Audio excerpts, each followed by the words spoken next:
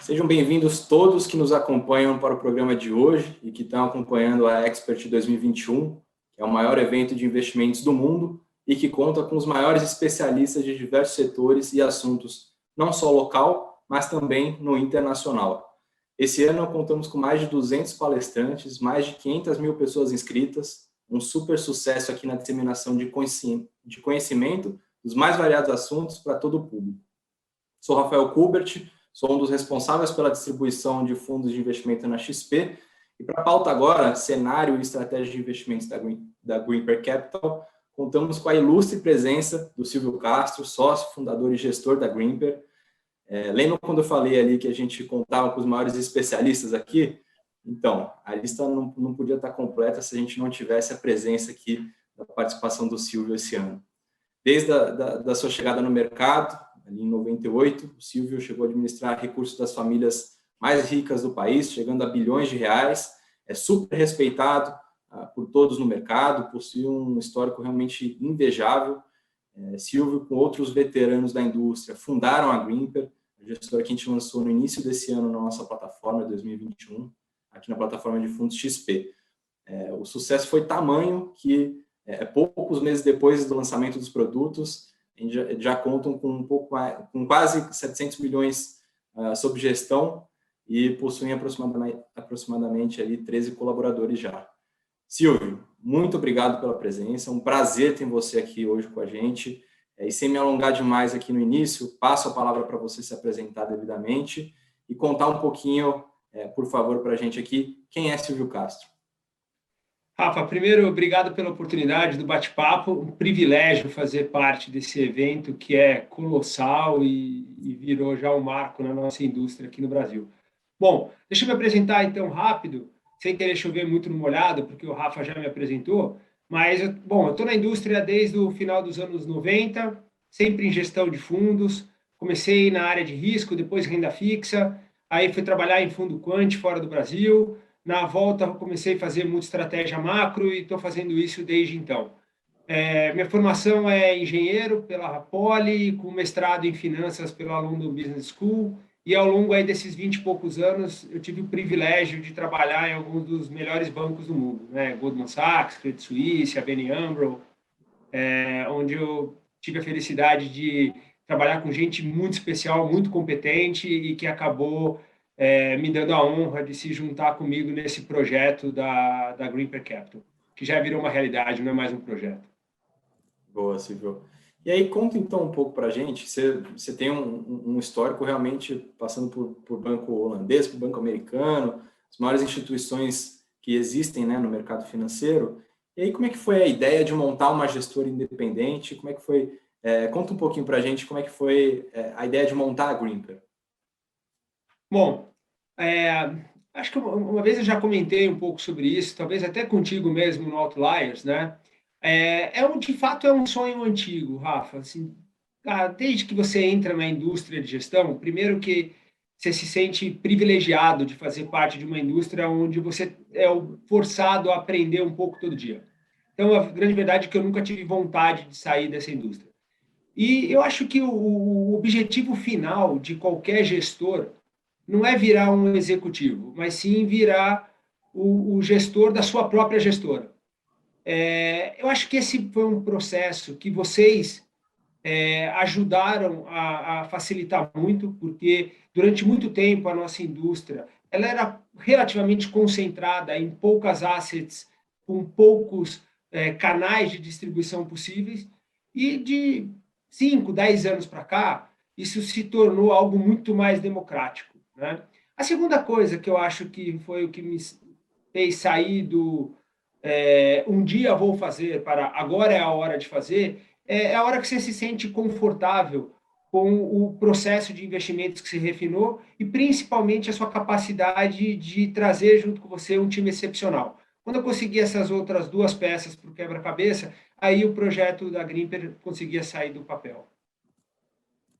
Legal.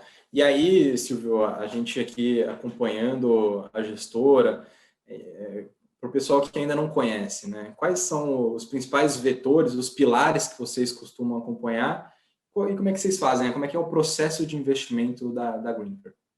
Legal, essa pergunta, cara, ela é excelente, porque no final, às vezes a gente olha muito para a cota no curto prazo, e é claro que a cota no final como dizem os americanos, é a prova do pudim, né? Mas é importante entender, na verdade, o que o gestor acredita, porque se você não acredita no que o gestor acredita, você está no fundo errado, né? Então, deixa eu contar para você um pouco o que a gente acredita. Bom, a gente acredita que tem alguns vetores que, se a gente entender a tendência e principalmente o momento desses vetores, isso ajuda a gente a entender quais são as classes de ativos que tem mais probabilidade de ganhar dinheiro.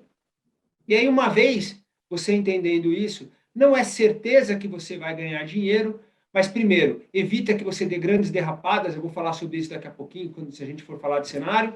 E dois, se a gente repetir esse processo infinitas vezes ao longo do tempo, o resultado tende a ser muito bom e o nosso track record e os backtests que a gente fez mostram isso. Então, quais são os vetores, como você perguntou? Primeiro, o mais importante é entender crescimento, se ele está acelerando ou desacelerando e com que ritmo ele está acelerando ou desacelerando. O segundo é entender a inflação. No final, esses são os dois vetores que importam para você entender se o lucro das empresas ele está acelerando nominalmente muito pouco ou nada, ou eventualmente caindo. Depois a gente precisa entender qual que é a resposta de política econômica. Eu sei que quando eu falo isso, a primeira coisa que vem na cabeça de todo mundo é basicamente política monetária. É se você está tendo um aperto de taxa de juros ou não. Mas, cara, vai muito além disso.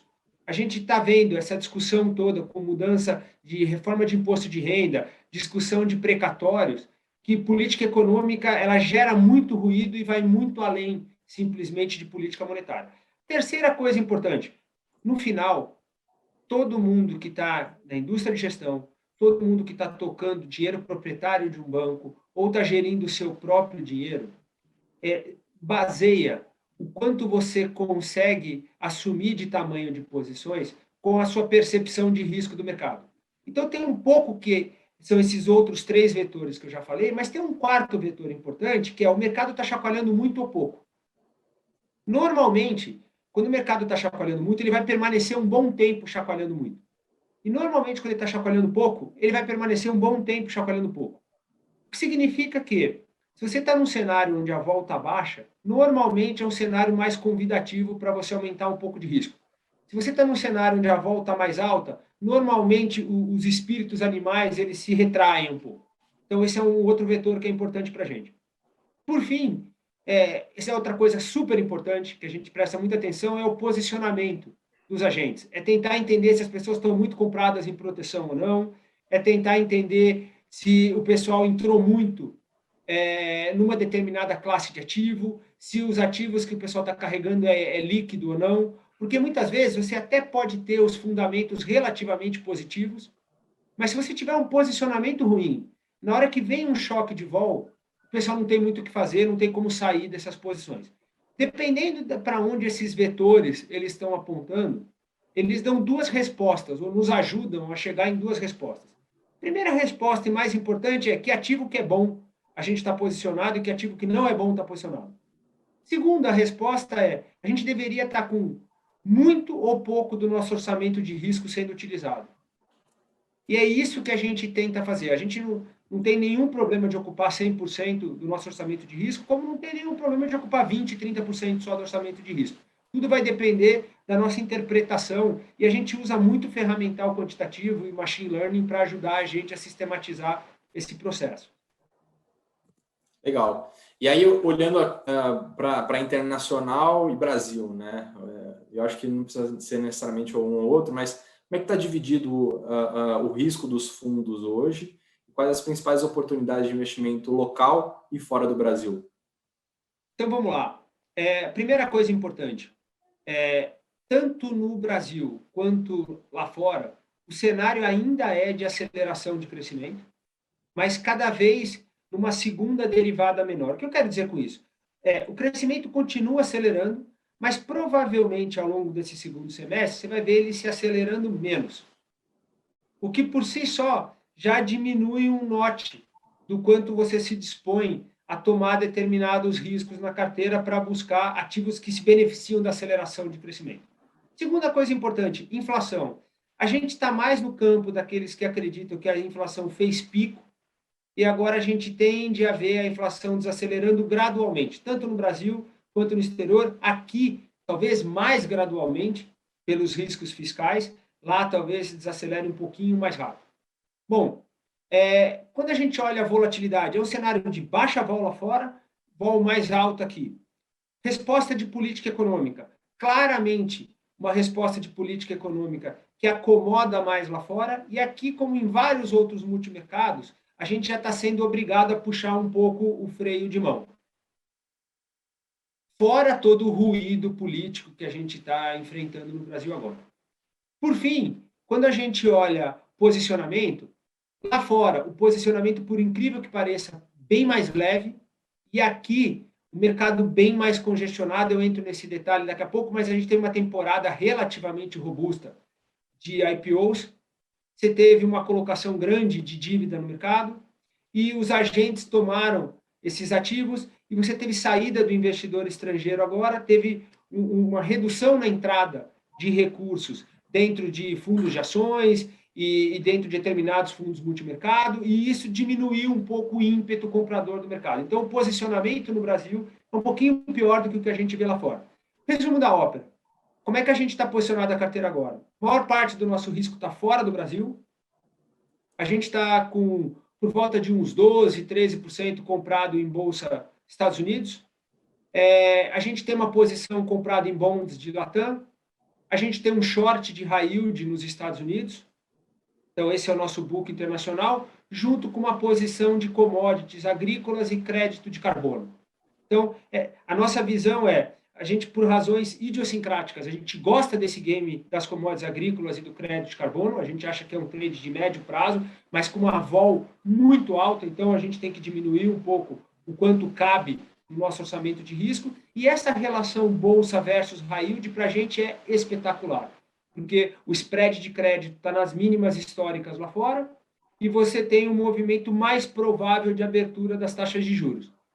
Significa que high yield deve sofrer, enquanto equity nos Estados Unidos continua se beneficiando de uma trajetória de crescimento de lucros das empresas, as empresas batendo as expectativas dos agentes e ainda uma política monetária muito estimulativa. Por fim, para falar de Brasil, a gente está praticamente zerado nos games de renda fixa, muito mais tradando no range, tanto na posição tomada em juros quanto na posição no dólar. A gente já tradou na ponta comprada e vendida algumas vezes ao longo desses últimos 4 meses. Realmente, na nossa opinião, não tem uma grande tendência agora. O câmbio para a gente, perto dos 5 é compra, perto dos 5,30 tem mais cara de venda. Com isso, a gente está ocupando alguma coisa perto de metade do nosso orçamento de risco. A gente veio, só para você ter uma ideia, de 80% do orçamento de risco ali em abril, até meio de maio, e de meados de junho para cá a gente trouxe orçamento de risco para metade. O que foi ótimo, porque o mercado só teve vol, não teve direção nenhuma, isso acabou poupando a gente de cometer erros grandes e a gente conseguiu manter uma preservação de capital boa nessa janela que foi muito ruim. A bolsa caiu 10% aqui no Brasil. Legal, Silvio. E eu escutei aqui o último Greenper Talks de vocês, né, que é o canal de vocês no YouTube, e para quem ainda não conhece, vale super a pena dar uma olhada ali, é super rico de material e de forma bem didática, as informações que o Silvio e o restante ali dos integrantes da Greenper passam para a gente, e que vocês acham ali que o preço da Bolsa aqui do Brasil é atrativo, né? E aí, olhando um pouco mais para frente, num cenário mais incerto, eleição no ano que vem, discussões tributárias relevantes, você realmente está otimista? Como é que está a visão para a Bolsa local? Então, vamos lá. Vamos voltar na nossa discussão dos fatores que realmente importam para a gente. Primeira coisa, pega essa temporada de divulgação de resultados que a gente está tendo no Brasil. Ela é absolutamente espetacular. O crescimento de top line das empresas brasileiras está na casa de 45% contra o mesmo trimestre do ano passado. A Bolsa Brasileira está negociando com um dos maiores prêmios de risco sobre a renda fixa da história. você ter uma ideia, a Bolsa Nossa está negociando uma relação de valor da empresa sobre o EBITDA na casa de 5,5%. 5,5%, você ter uma ideia, foram raras as vezes que a gente teve na história. Isso aí é nível pré-impeachment, é esse nível de desconto. E a gente tem que lembrar que isso está acontecendo num ambiente onde, esse ano, as commodities agrícolas e as commodities metálicas estão subindo por volta de uns 30%, a Bolsa Americana está subindo perto de 20%, com o VIX negociando na casa de 16%. Ou seja, a gente não podia sonhar com um cenário global melhor para o Brasil e com valuation de partida mais barato. Mas o fato é, o nosso caminho hoje para a inflação, pelos riscos fiscais, ele é menos claro, olhando para frente. A nossa resposta de política, seja fiscal, seja política regulatória, ela piorou, que exige um prêmio de risco um pouco maior, e a volatilidade aqui subiu. E principalmente o posicionamento de todo mundo, depois de uma temporada relativamente longa de juro real muito baixo e juro real do CDI negativo, fez com que o pessoal empilhasse muita posição ilíquida nas carteiras. O que na hora que a bicicleta para de girar, ou seja, na hora que para de entrar recurso na indústria, fica mais difícil você sustentar essas posições. Então, eu estou contando isso tudo para você para falar o seguinte: do ponto de vista de valuation e de qualidade das empresas, nós estamos mais otimistas do que a gente estava há 3 meses atrás. Mas o tamanho da posição agora não é nem metade. E é muito mais líquido do que a gente tinha 3 meses atrás. Basicamente, porque eu não consigo ver uma grande aceleração para a Bolsa agora no curto prazo. Agora, a quantidade de assimetrias que você tem na Bolsa, empresas que estão negociando super baratas, empresas que estão mostrando nível de crescimento alto, empresas com ótima qualidade de management, eu acho que calibrado pelo prêmio de risco e pelo momento da indústria de equities no mundo, eu acho que a Bolsa aqui oferece ótimas oportunidades assim que a poeira baixar um pouco. Agora é hora para... a gente está com o módulo defesa ligado, a gente não está com o módulo ataque ligado. Entendido. E aí, o que vocês estão enxergando agora como mudança de ciclo econômico, né? Porque a gente sabe que quando isso acontece, normalmente tem uma rotação dos setores, né? Como é que está a cabeça de vocês sobre isso e se estão, de fato, mudando bastante a carteira? Legal, ótima pergunta. Bom, a nossa carteira, você deve lembrar, quando a gente começou o fundo, ela era assim, ela não era cíclica, ela era super cíclica, porque a gente basicamente só tinha financials, consumo discricionário, a gente só tinha materials, a gente estava cheio de Bolsa Brasil, a gente estava tomado em taxa de juros nos Estados Unidos, a gente estava comprado em commodities. Basicamente, essa era a nossa carteira. De maio para cá, a gente fez um movimento importante. Na hora que os nossos modelos começaram a mudar essa percepção de tendência e perder o momento de aceleração, especialmente no ciclo para países emergentes e especialmente para o ciclo de commodities, que deu uma estabilizada num patamar alto, mas estabilizou, basicamente o que a gente fez? A gente começou a rotacionar a carteira, saindo de iliquidez para liquidez. Então, a gente começou a sair basicamente de small caps para large caps. Segunda coisa que a gente começou a fazer, a gente começou a diminuir o risco Brasil e começou a aumentar de novo o risco lá fora. E a gente começou a diminuir um pouco as nossas posições de commodities. A gente saiu da posição tomada de juros lá fora, o que foi ótimo, porque foi um banho de sangue essa posição do 10 anos. E a gente também diminuiu a nossa posição vendida no dólar contra o real. Então a gente saiu bem do game de cíclicas e do game de growth com inflação alta para migrar para uma carteira com mais qualidade, mais diversificada, mais internacional e com um orçamento de risco menor. Então a gente mudou bastante a carteira. Isso está com cara de ser a tônica do segundo semestre, mesmo com os ativos cíclicos muito baratos. Entendi. E aí, passando aqui para o mercado de renda fixa, né? Recentemente teve o Copom, com a elevação da taxa básica de juros. O que vocês estão achando de juros e câmbio nesse momento? Legal, então vamos começar por juros, tá? A gente tem uma modelagem bem extensa dentro de casa, responsabilidade da Mari, a nossa economista-chefe. Primeira coisa importante, na cabeça dela, a inflação ela começa a desacelerar no segundo semestre e ela vai desacelerar muito gradualmente ao longo do segundo semestre e ela vai estourar o teto, o teto da nossa banda, não só desse ano, que é óbvio, mas também do ano que vem. Então, a gente espera que a taxa da Selic suba para alguma coisa na casa de 7,5%, 8%, viés de alta. A gente acha que tem muito pouco prêmio na curva de juros hoje, especialmente quando você fatora o risco fiscal. Você tem uma ideia, a gente tem um modelo que estima, dado o comportamento da taxa curta de juros, para onde a gente acha que tem prêmio e onde não tem prêmio na curva de juros.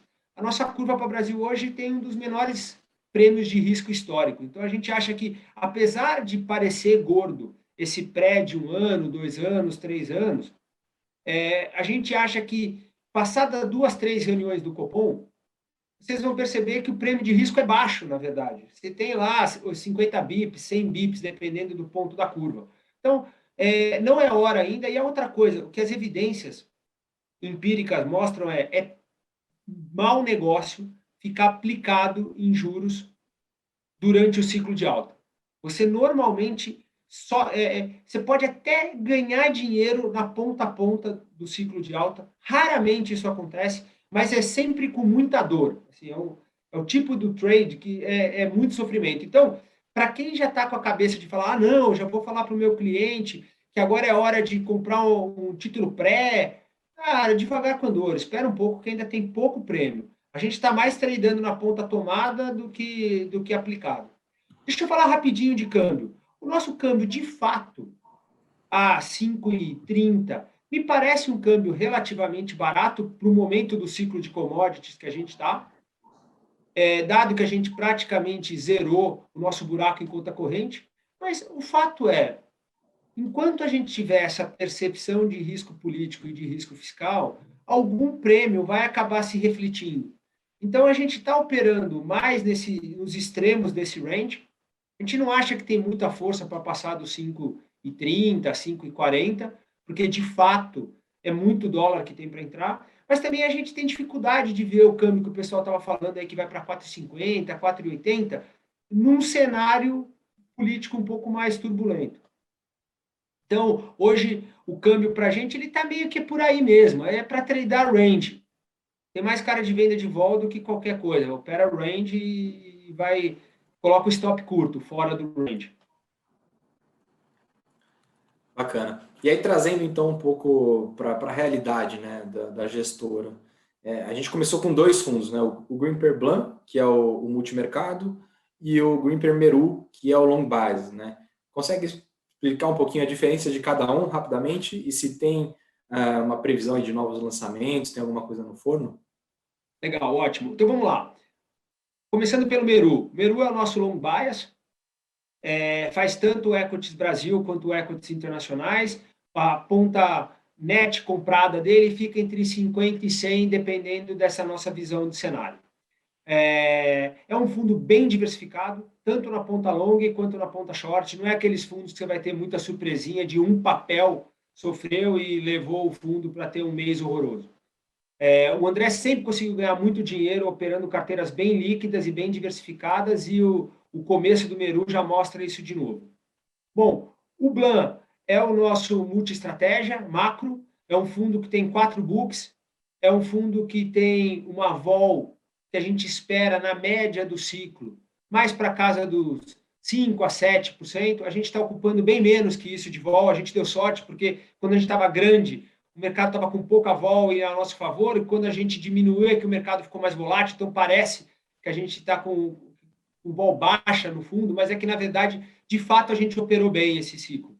Bom, esse fundo, ele tem um controle de estresse, que é basicamente 10%, ao longo das piores janelas de 10 dias seguidos nos últimos 20 anos. É um fundo muito diversificado também, é um fundo que esses books operam de uma forma muito independente na implementação, embora o cenário seja um só, o que já te traz mais um layer de proteção de risco. A gente é bem neurótico com o controle de risco, então esse é o tipo do fundo que o pessoal pode ficar muito tranquilo de ter na carteira, que você nunca vai ter uma grande surpresa, a gente está sempre comprado em proteção, sempre tem assimetria a favor do fundo. Última coisa, com relação a lançamentos, a gente deve lançar em breve o nosso fundo de Prev. Eu estou super animado com o lançamento do fundo de Prev, eu acredito demais no veículo. A gente consegue fazer exatamente a mesma gestão que a gente já faz para o Blan e para o Meru, num veículo com a legislação de previdência, e eu acho que no médio e longo prazo essa vai ser uma proposta de valor gigantesca para os clientes da Grimper. Ô, Silvio, é bacana que você comentou, né, que é um fundo que a gente espera não ter grandes surpresas negativas, né, mesmo porque um dos grandes fundamentos que vocês têm é realmente a preservação de capital no longo prazo. Então, um fundo que não toma grandes drawdowns ao longo do seu tempo, né, que são as grandes quedas ali, tendem a trazer maiores retornos para a carteira dos clientes. Poxa, Silvio, obrigado por todas as explicações. E aí, até a gente encaminhando para o final aqui, a Grimper vai completar 6 meses agora no final de agosto, né? Realmente, pô, passou voando. Eu lembro da gente fazendo as primeiras reuniões ali de interação. E eu queria que você falasse aqui, num tom de brincadeira até mais informal, 6 razões para esses 6 meses, 6 razões para os clientes investirem na Grimper. Por que dá 6 razões aí que os clientes deveriam investir em vocês? Então, bora. Razão número 1, que é sempre a mais importante, porque a gente performa bem. O nosso histórico é um bom histórico, e eu acredito que esses primeiros 6 meses já mostraram isso, e a gente vai continuar performando bem ao longo do tempo, eu tenho certeza, dada a qualidade do nosso time. Segundo é a nossa filosofia, eu acho que é um modelo de gestão muito bem sucedido, muito testado, e que vai continuar funcionando ao longo do tempo, eu tenho absoluta convicção disso. Bom, o nosso processo de investimento, né? É um processo bem robusto, sistematizado, que a gente consegue repetir ele ao longo do tempo. Então, não é que você dá sorte num case num ano e você depende de 2, 3 histórias ao longo da tua carreira. A outra coisa, é um time que já foi testado, que já joga junto há muito tempo. Então, isso, eu, Sidney, André, João, a gente já trabalha junto há muitos anos, então a gente sabe exatamente o que esperar um do outro, quais são os defeitos, as qualidades, como é que a gente se complementa aí. Bom, controle de risco, como você falou bem, a gente é neurótico com isso, sempre vai ser. Eu verdadeiramente acredito que numa janela de médio prazo, as melhores gestoras são as que tomam os menores drawdowns, porque é mais fácil você se recuperar. A outra coisa, para fechar, então, eu acho que a gente faz um bom trabalho de dar uma enorme transparência, tanto para o processo, quanto para o que a gente está pensando. A gente faz com que o nosso investidor, ao longo do tempo, aprenda a pensar como a gente. Eu acho que isso tem muito valor, seja para quem está alocando na gente, seja para o investidor final. Eu acho que a gente tem esse compromisso com a transparência e com a transferência de conhecimento, de know-how ao longo do tempo. Boa. Silvio, muito obrigado pela presença, muito obrigado pela conversa. É sempre um prazer estar em contato aí com você. Acho que foi super produtivo e informativo, né? A gente conseguiu esclarecer um pouco mais sobre a gestora, os produtos, teses de investimento. Obrigado a todos que acompanharam e lembre-se, não deixem de acompanhar o cronograma da Expert, que o evento ele sempre traz, né, assuntos relacionados a investimento, política, economia, empreendedorismo, sempre buscando trazer um viés inspirador para todo mundo, né, para todo mundo que está assistindo ali, para todo o público. E a gente tem como essência aqui convidar realmente os maiores especialistas do Brasil e do mundo. A Expert esse ano, ela trouxe os melhores especialistas em política, economia, investimento, ESG, tecnologia. E, claro, Silvio e o pessoal da Grimper contemplam aqui esse time de hiperqualificados, né? Então, fiquem ligados, não percam o cronograma. Silvio, passo a bola para você, dá a palavra final. Muito obrigado novamente. Bom, Rafa, todo mundo que está assistindo a gente, obrigado pela oportunidade, é um privilégio fazer parte agora dessa história de sucesso que é a Expert, e eu sou um dos que vou ficar ligado para acompanhar o evento todo. Gente, de novo, parabéns, obrigado pela oportunidade.